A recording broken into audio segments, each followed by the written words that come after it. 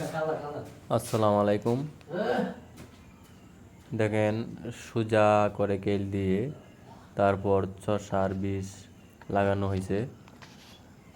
এভাবে নতুন পদ্ধতি বীজে লাগানো হয়েছে। আপনারাও চাইলে কিন্তু এভাবে লাগাইতে পারবেন। নতুন এক সিস্টেম। আপনার 10 ইঞ্চি দূরই চারাটি আছে। 10-12 ইঞ্চি দূরে কিন্তু চারা আপনারাও চাইলে এইভাবে লাগাইতে পারেন।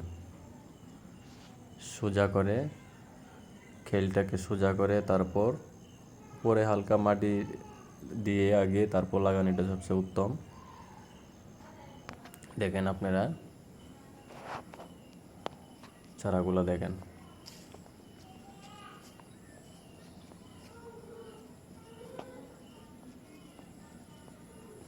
আমার কাছে পদ্ধতিটা খুব ভালোই